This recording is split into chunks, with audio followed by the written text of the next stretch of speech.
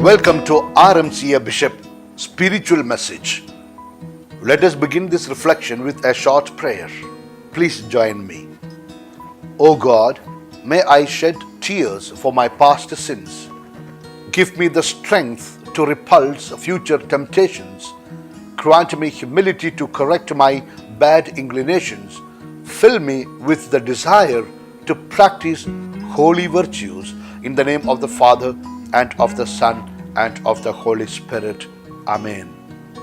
My dear friend, Pope Francis, one of his Sunday Angeluses, said that the Most Holy Trinity makes us contemplate this wonderful mystery of love and light from which we all come and to which our earthly journey is guided and destined.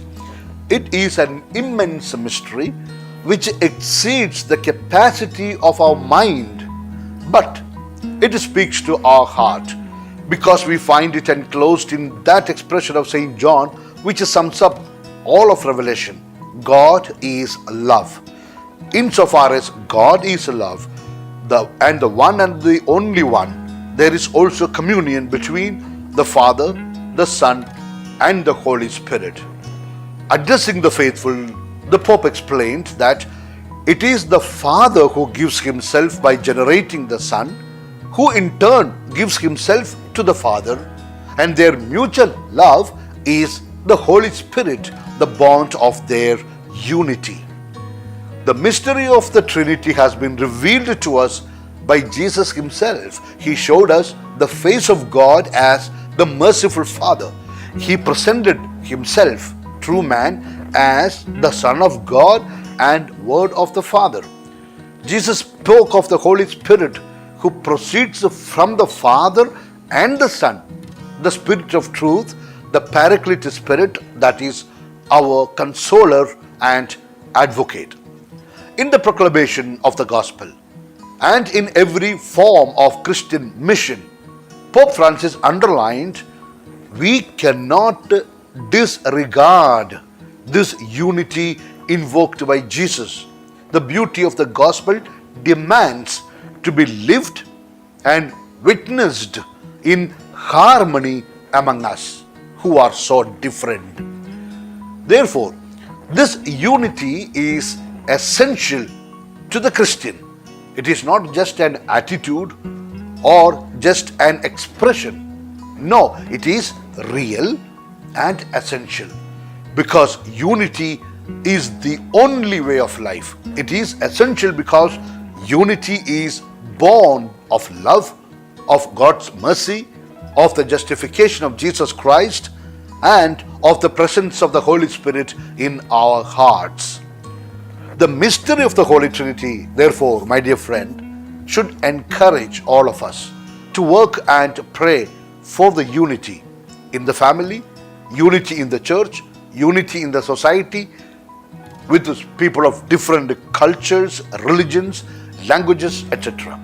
We as children of God, we as members of the church, the mystical body, should feel obliged to work for it and pray for it.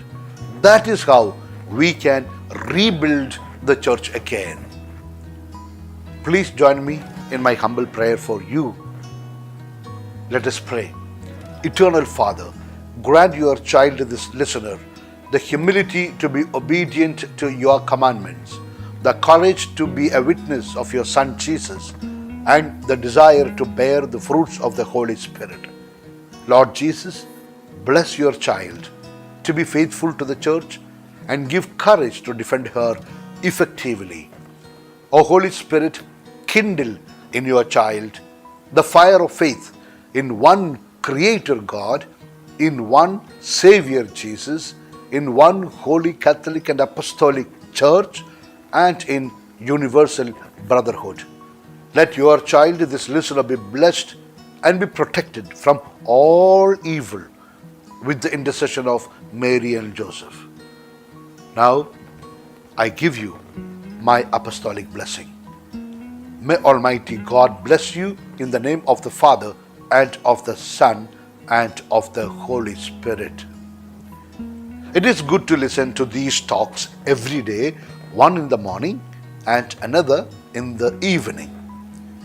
God will bless you and your family because it is like an ongoing character faith formation.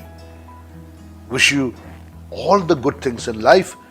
Yours in the mission of the church, Bishop Franco Mulakil.